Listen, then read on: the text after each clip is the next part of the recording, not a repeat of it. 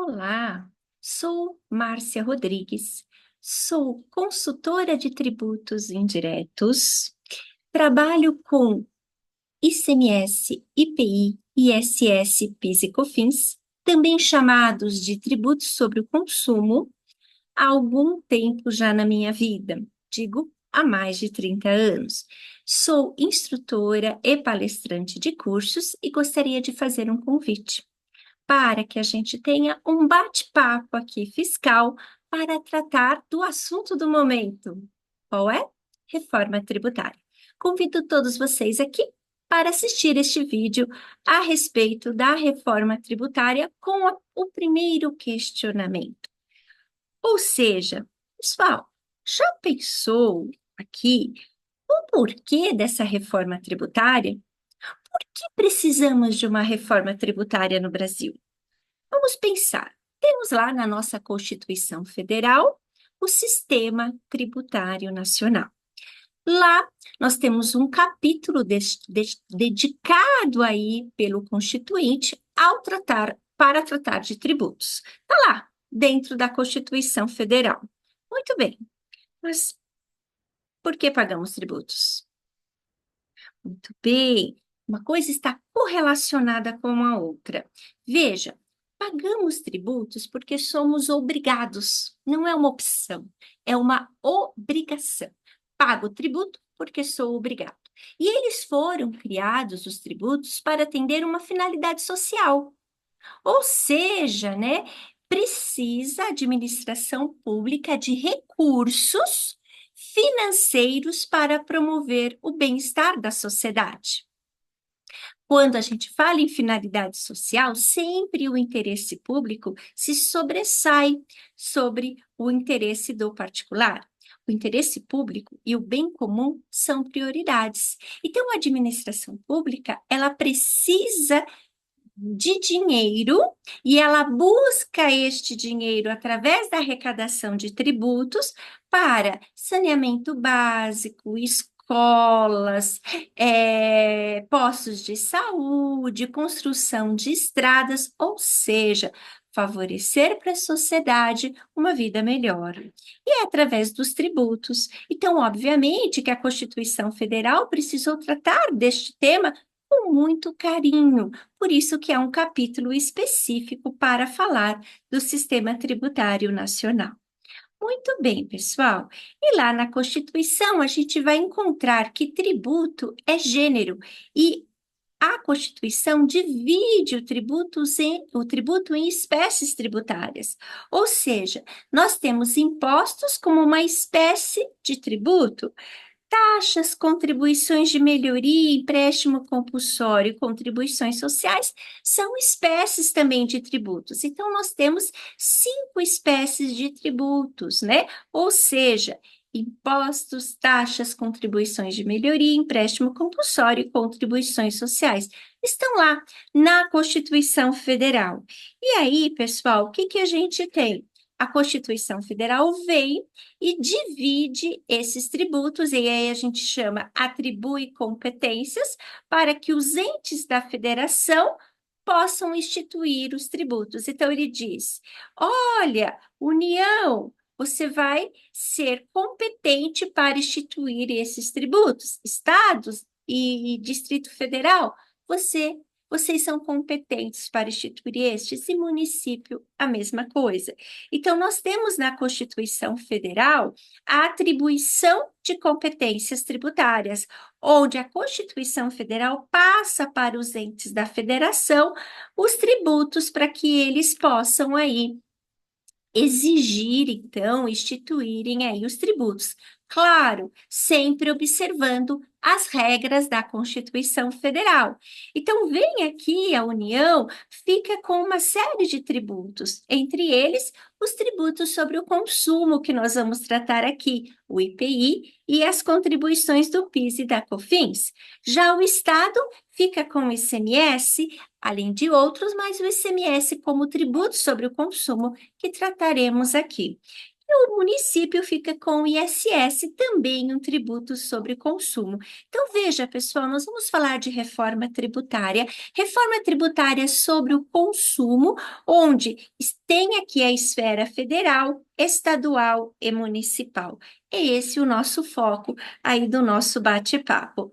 Muito bem, pessoal. Então, quando a gente fala em reforma tributária, existe outras reformas tributárias. Se discute reforma sobre a renda, também sobre o patrimônio. Veja, neste momento nós estamos tratando de tributos sobre o consumo, né? Mas haverá um segundo momento onde a discussão será sobre a renda. Tributo sobre o patrimônio, já temos aqui algumas mudanças aí em TCMD, IPVA, né, ITBI, a gente tem aí algumas mudanças aí trazidas aí pela reforma também. Mas o nosso foco aqui será sobre o consumo.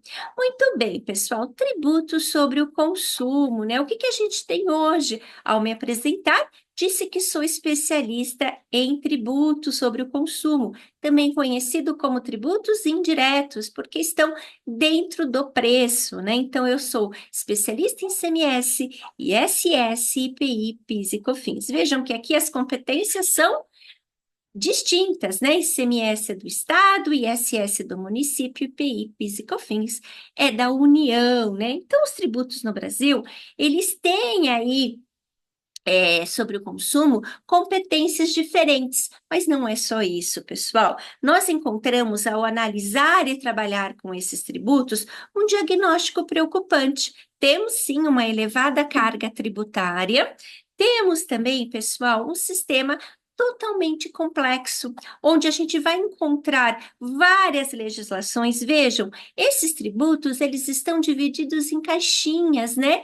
Olha só que complexo. Eu tenho regras e exceções, tenho diversas legislações para tratar deste tema. Então, sim, eu tenho uma complexidade em trabalhar com os tributos sobre o consumo, né? Ainda, pessoal, falta transparência.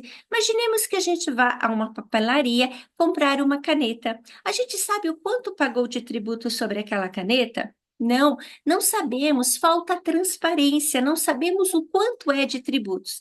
Existe até a exigência de se colocar pela lei da transparência fiscal o valor dos tributos, mas o valor aproximado. Muitas vezes são valores médios buscados em entidades de classe. Não corresponde àquele produto que está sendo adquirido. Então, hoje, você tem pouca possibilidade de saber o quanto você paga de tributo, né? Muito bom! E aí, pessoal, existe aí conflitos de competências. Olha, já que eu tenho aí três esferas diferentes, existe aí, olha, esse tributo, incidência de ISS, de ICMS, de IPI, existe esses conflitos. Nós tivemos aí discussões recentes, né, e mudanças de posicionamento do software, lembra? Exemplificando, o software que era a sua incidência de software de prateleira era ICMS. Agora, software aí que era aí sobre desenvolvimento e ISS. O STF mudou de assunto, mudou de ideia e chama isso tudo de ISS. A mesma coisa com farmácias de manipulação e outros exemplos. Então, pessoal, o que a gente vê é que há um conflito de competências. É meu, é seu, então existe assim aí brechas que pode dar uma interpretação errada e muitas vezes a gente tem que recorrer ao STF. Outra coisa que temos aí são as guerras fiscais, né? Para que exista aí mais arrecadação no seu estado, você acaba trazendo alguns benefícios muitos unilaterais, ou seja, sem observar as regras da própria Constituição para aí instituir aí um benefício fiscal. Então, acaba se criando uma regra inconstitucional para trazer aí as empresas para as suas localidades. Então, nós temos aí guerra fiscal, sabemos que muitas empresas vão para outros municípios, né, que podem até ter problemas de logística justamente para pagar menos tributos, né? É esse o cenário que temos hoje. Temos, então, assim, regimes de tributação cumulativo, sim, ainda temos ISS cumulativo, temos aí a PIS cumulativo e a nossa não cumulatividade não é ampla, não é plena, de jeito nenhum, gente. O que a gente tem é uma não cumulatividade aí que a gente chama uma não cumulatividade com regras, né? Olha, isso pode tomar crédito, isso não pode, né? E principalmente, pessoal, para o PIS e COFINS, eu chamo que a não cumulatividade do PIS e COFINS, que é uma não cumulatividade interpretativa, né? Aquilo que é essencial e relevante para o processo, isso daí deixa a gente aí muito preocupante com relação a isso. Então, nós temos uma não cumulatividade mais restrita, não é uma não cumulatividade plena, né? Não é uma não cumulatividade financeira. Então, a gente tem bastante restrição ao crédito também, né? Isso gera aí um custo maior aí para o produto. Ainda, pessoal, não existe aí um benefício específico para pessoas de baixa e alta renda. Ou seja, quando se dá o benefício, independente da condição econômica, como é para o produto, todos irão usufruir.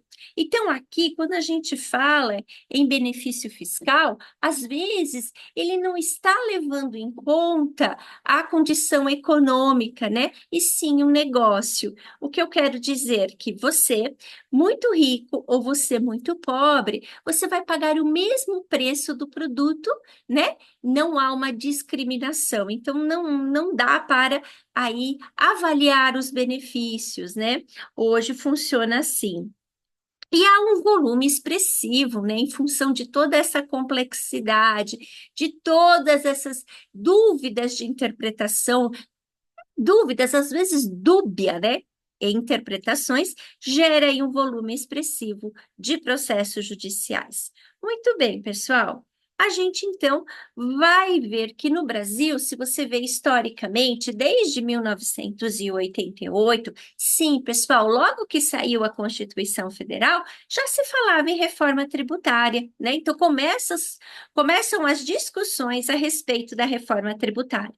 A quase totalidade aí dos governantes deste país tinha uma proposta, a implementação de um sistema tributário. Então, havia, sim, muitas propostas de reforma tributária, em especial aí para os tributos sobre o consumo.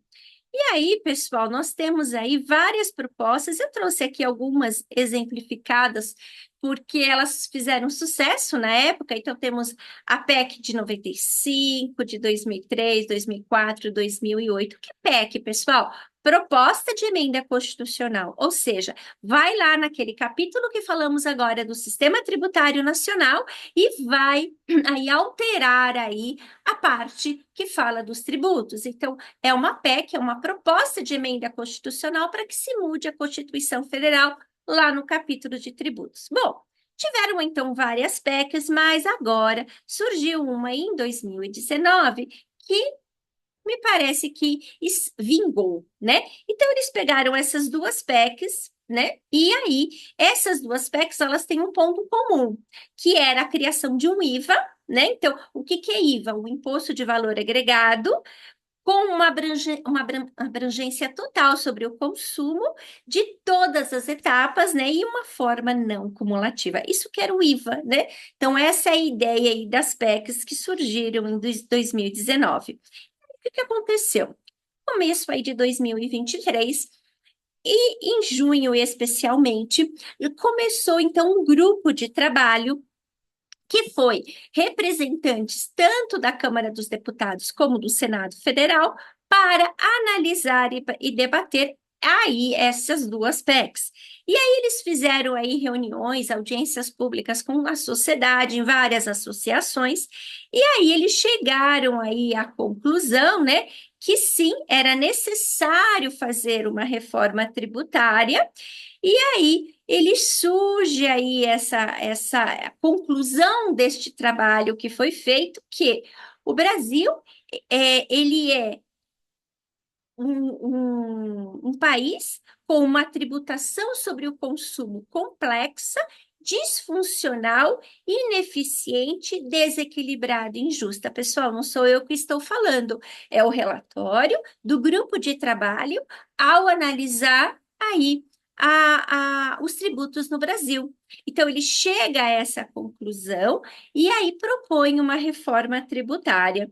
E essa reforma tributária ela vai surgir no final de 2023. Pessoal, veja que eu trouxe aqui para vocês, interessantíssimo aqui, posições aí de alguns membros do governo, entre eles o secretário de Reformas Econômicas do Ministério da Fazenda, Marcos Pinto, e olha o que ele diz: temos condições de ganhar muita produtividade com a reforma tributária, referindo-se não apenas à redução para as empresas do tempo e do custo exigido hoje para o pagamento de tributos, mas, sobretudo, a alocação mais eficiente de investimentos. Mercadorias vão deixar de viajar pelo Brasil de forma ineficiente. As plantas vão estar localizadas em lugares mais eficientes. Lembra aquela história? Traz para o meu estado, mas aí acaba tendo problema de logística, né? Além disso, vamos deixar de escolher em que serviço ou setor investir com base em benefício tributário.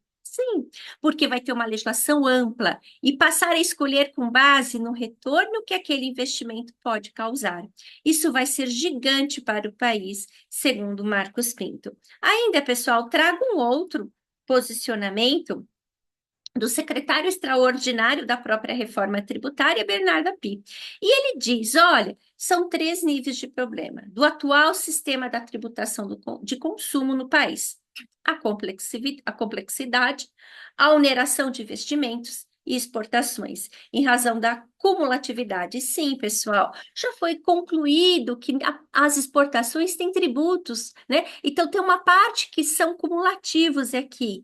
E a geração de distorções na organização da atividade econômica. A reforma tributária resolve integralmente os 2 últimos. Então, pessoal, veja que aqui sim, positivo da parte do governo, a reforma tributária. Surge, então, aí no final de 2023, a emenda constitucional 132 de 2023. Com base naquelas PECs, surgiu, então, essa emenda. Veja, pessoal, ela altera, então, o sistema tributário nacional, ela altera a Constituição Federal. Mas o que a gente tem que ver? A gente tem que ver, pessoal, que aqui estou falando como se fosse o corpo humano.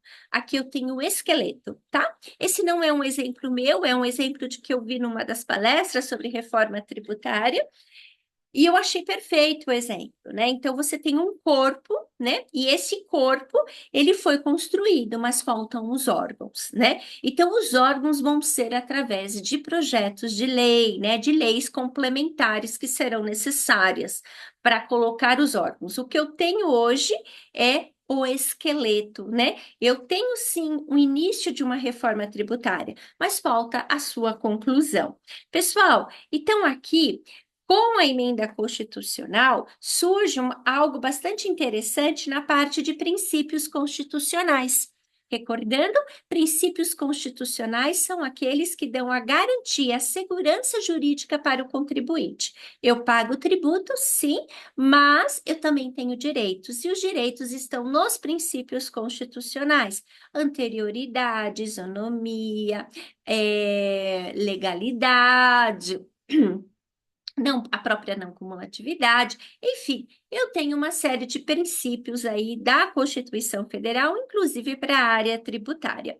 E aí, pessoal, aqui surgem esses princípios justamente para que a gente vê aqueles pontos que são críticos no nosso diagnóstico hoje do sistema tributário. Então, diz aqui, olha, princípio da simplicidade, da transparência, da justiça tributária, da cooperação e da defesa do meio ambiente. Então, são princípios constitucionais que acabam, então, sendo uma garantia para o contribuinte e traz aqui muito, a gente pode já ter uma ideia do que esperar aí desta reforma tributária. E a parte de transparência, pessoal, é o que mais me chama a atenção. Muita gente me pergunta, Márcia, você é favorável à reforma tributária? Sou, pessoal. É a nossa reforma que queríamos? Não, mas é um grande início, né? Precisávamos aí ter uma melhoria no nosso sistema tributário tributário nacional. E essa reforma é o caminho, né? Não é ideal? Claro que não, a gente vê muitos pontos ainda, né? Mas ela é muito importante, tá bom? E a reforma tributária, ela serve, então, para que a gente pare o que a gente tem na nossa empresa e verifique, né? Faça uma análise do que está acontecendo na nossa empresa, né? Os aspectos tributários que estão sendo levados. Talvez é melhor a gente também fazer um diagnóstico na empresa sobre como eu estou pagando os tributos, né? E saber como vai acontecer nos próximos anos, né? Então, a emenda constitucional faz a alteração na Constituição, trazendo, então, no artigo 156, o IBS, o Imposto de Bens e Serviços. Este Imposto de Bens e Serviços, ele diz que é uma competência compartilhada entre os estados, Distrito Federal e municípios. Mas veja, pessoal, veja que aqui ele já não fala que caberá aí ao, ao ente da federação instituir o IBS, como se falava do ICMS, como se falava do IPI e de outros tributos. Aqui ele fala que vai ser instituído por lei complementar. E aí surge um outro imposto que chama IS. Veja, lembre-se que ele trouxe os princípios constitucionais, aquela garantia para o contribuinte, ele trouxe lá o meio ambiente. E aqui ele vai e surge um imposto novo, que é o imposto sobre produção, extração, comercialização ou importação de bens e serviços prejudiciais à saúde ou ao meio ambiente, nos termos da lei complementar.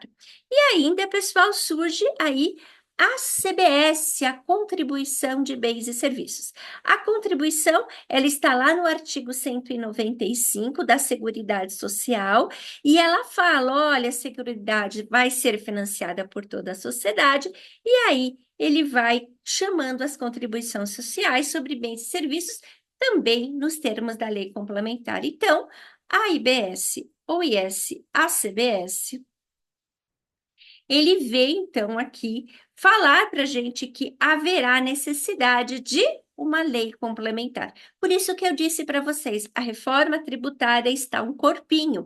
Eu já tenho no sistema tributário federal, lá no sistema tributário da Constituição Federal, eu tenho o IBS, eu tenho o IS, eu tenho o CBS, mas agora eu preciso de lei complementar para que eu possa saber os órgãos, né, desse corpinho que a gente está construindo, né? Então, como vai funcionar cada um desses? A gente vai precisar de lei complementar. Muito bem, pessoal. E aí surge lá no Ministério da Fazenda e uma página exclusiva para tratar sobre a reforma tributária, né? Então, vale a pena a gente acompanhar aqui sobre a reforma tributária. Eles vêm colocando aqui atualizações, né? Os projetos de lei. Então, eu sugiro que você, se você não viu nada de reforma tributária neste momento, este é um bom caminho para você estudar e fazer pesquisas aí do que está acontecendo sobre o tema. Muito bem, pessoal. Aqui no Senado eu também tenho comentários da reforma tributária e eles vêm com essa ideia, então, de IVA, né? Então, eu tenho aí a extinção do PIS e COFINS e a criação da CBS e do imposto seletivo sobre o âmbito federal, né? E aí também eu tenho a extinção do ICMS e do ISS pelo IBS. Então, pessoal, o que eu tenho, na verdade, é um IVA que eles estão chamando de dual e o IS, né? O IVA dual, ele vai se dividir aqui entre o IBS, né? Entre o IBS, Imposto sobre Operações com Bens e Prestações de Serviço dos estados e do município. E aí eu vou ter aqui a CBS, né? Contribuição sobre operações com bens e prestações de serviços de competência da União. Que, por fim, eu vou ter o IS, né? Então, um imposto novo, específico aí sobre alguns bens e serviços, é um imposto seletivo, que vai ser aquilo que é prejudicial à saúde ou ao meio ambiente. Quem vai decidir isso? Lei complementar. Muito bem, pessoal. Vejam que aqui, a princípio, o IPI também seria extinto, né? Mas em função da Zona Franca de Manaus, ou seja, né, aqueles itens que são produzidos na Zona Franca de Manaus não poderiam ter aí benefícios aí melhores que a Zona Franca de Manaus. Então, o que que foi decidido? Então, eles vão fazer o seguinte: aqueles produtos que são fabricados na Zona Franca de Manaus em outras localidades, né, em outros estados, vai ser tributado. Então, se lá na Zona Franca de Manaus se produz celular, o celular fabricado em São Paulo, no Rio Grande do Sul, enfim, em outras localidades, será normalmente tributado.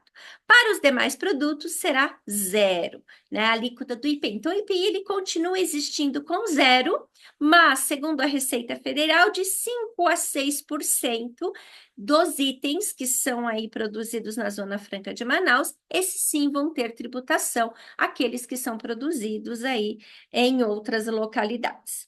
Muito bem, pessoal. Então, veio aqui o surgimento de um IVA. Esse IVA, então, já vinha a ideia de outras PECs, né? Ele vem de outros países, então a gente sabe que no mundo nós temos aí vários países aí, olha, desde 1960, olha só, a Dinamarca, a Alemanha, a França já têm o IVA. Hoje, na Comunidade Europeia, aí, segundo aí a agência do Senado, todos têm aí o IVA, né? Então, o IVA é um imposto de valor agregado no mundo, justamente para ter a transparência, né? Daquele consumidor ir comprar o produto e saber lá quanto ele custa sem tributo e lá com tributo quanto que ele vai ficar sabendo, né? Quanto que custa, né? Ele custa 100 sem tributo, 20 de tributo e 120. Então, saber que está pagando 20 de tributo, isso é importante. Essa é a ideia do IVA. Pessoal, então, nós temos aí a incidência ampla, né? Então, todos os bens e serviços. Então, veja, estou falando de um novo sistema tributário. Então, bens e serviços, né? Não vai ter mais problemas de competência e uma não cumulatividade plena, né? Tudo vai ser possível crédito, tá? Exceto o uso pessoal mesmo, o resto é não cumulatividade, possibilidade de crédito. Também o tributo vai ser calculado por fora. Olha que bacana, pessoal. Hoje a gente tem aí o PIS/COFINS calculado por dentro, o ICMS calculado por dentro. Então, nós teremos aí tudo por fora, né? Como funciona o IPI. Alíquota, pessoal. Veja, a alíquota ainda não está fechada. O que está fechado haverá uma alíquota de referência. E aí, os entes da federação vão poder, por lei específica, fixar percentuais superiores ou inferiores da alíquota de referência, certo? Então, mas ainda não está fechado aí este valor, né, da alíquota ainda. Precisamos aí acompanhar um pouco mais as discussões. Pessoal, existe aqui uma nota técnica até explicando aí, saiu recentemente aí, sobre essas alíquotas aí de referência, como será aí o cálculo. Muito bem, vai ser criado também um negócio chamado cashback, né? Então, o que que eles quiseram fazer? É a devolução dos impostos para aquela população de baixa renda. Então, não funcionou, né, aqueles benefícios, porque tanto atingia a classe alta como a classe baixa, então eles querem fazer uma devolução, um cashback para a população de baixa renda. Ainda, pessoal, vai ter a manutenção da Zona Franca de Manaus, ela continua até 2073, e eu tenho o Simples Nacional, que continua aí a mesma coisa aí. E a desoneração das exportações também vai continuar, com certeza, né? Quanto mais se exporta, mais o país enfrenta aí um crescimento, né? Acaba tendo um crescimento. Traz divisas para o país sempre é muito bom. Transição para o modelo do IVA dual, então nós teremos aí um período de transição, a vigência plena será em 2033. Começa-se aqui com o CBS 2027 e 2033 aí já vai estar, então, já vai estar o CBS e o IBS. Com relação aí à transição aí federativa que eles estão chamando, hoje a gente sabe que a Lei Complementar 87/96, lá no artigo 11, diz que o local da operação, o local onde será devido o imposto, no caso o ICMS, ele vai para o local onde nasce o fato gerador. Portanto, o fato gerador é a saída do estabelecimento, então é o estado de origem onde está constituído o estabelecimento. Muito bem. E aí, agora, com a reforma tributária, vai mudar isso daí. Vai ser para onde ocorre o consumo do bem ou do serviço. Precisamos nos atentar bastante, estudar muito sobre o que significa consumo do bem ou do serviço, né? Ou seja, não é onde o produto é produzido como é feito hoje, sim consumido. Precisamos nos aprofundar neste tema. O cadastro, pessoal, olha só, hoje a gente tem um cadastro para o município, para o estado, para a União, vai ser único, vai ser um cadastro único. Obrigatoriamente, as empresas devem emitir documento fiscal eletrônico, a maioria das empresas já emitem, né, de acordo com dados da Receita Federal, mais de 90% já emite, mas existem alguns casos que não têm documento fiscal eletrônico, passarão a ser obrigatório a emissão. A apuração será mensal, né? E poderá lá o contribuinte já receber uma declaração pré-preenchida, né? E já faz lá o recolhimento. Então, existe assim esse modelo. Para administrar aí o IBS, será necessário um conselho federativo, então, vão ter representantes dos estados, do Distrito Federal e dos municípios, para que eles possam aí, numa atuação integrada, aí trabalhar aí o IBS. Então, haverá um órgão chamado Conselho Federativo do IBS, e ela vai ser uma entidade pública central independente, para que ela possa ditar as regras aí do IBS, né, com representantes dos estados e dos municípios. Muito bem, pessoal. Nasce também o IS, o Imposto aí de Competência Federal, vai incidir, então, sobre produção, extração, né, comercialização, importação de bens, tudo aquilo que é prejudicial à saúde e ao meio ambiente, vai ter uma lei definindo que seja isso, né, e vai ser aí o imposto de uma única vez, vedado o aproveitamento do crédito.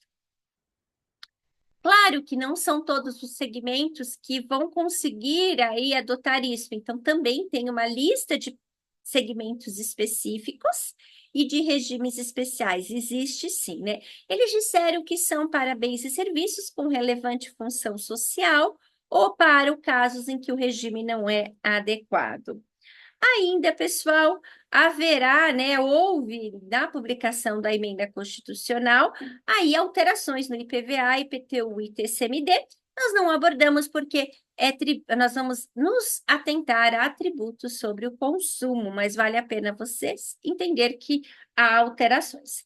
A criação da contribuição aí sobre produtos primários e semi-elaborados produzidos aí em seu território, então, aí uma contribuição aí que vai ser de competência dos estados, então uma outra contribuição. Então, teremos, assim, esse diagnóstico aí com o sistema tributário da emenda constitucional 132. Então, eu tenho o IBS, que é do estado e do município, tenho a CBS, o IS e o IPI, que passam a ser da União. Pessoal, então por que que eu tenho a reforma tributária? Porque eu tinha um sistema complexo, eu quero simplificado, uma cobrança por fora, uma base ampla de tributação. Pessoal, eu tenho falta de transparência, aqui terá a transparência, né? Saberá quanto está pagando. Teremos aí conflitos de competência? Não, porque terá uma legislação única, né, do IBS e do CBS. Acaba o conflito de competência. Veja, nós não vamos ter mais problemas de não cumulatividade, né? Nós teremos uma não cumulatividade plena aqui, né?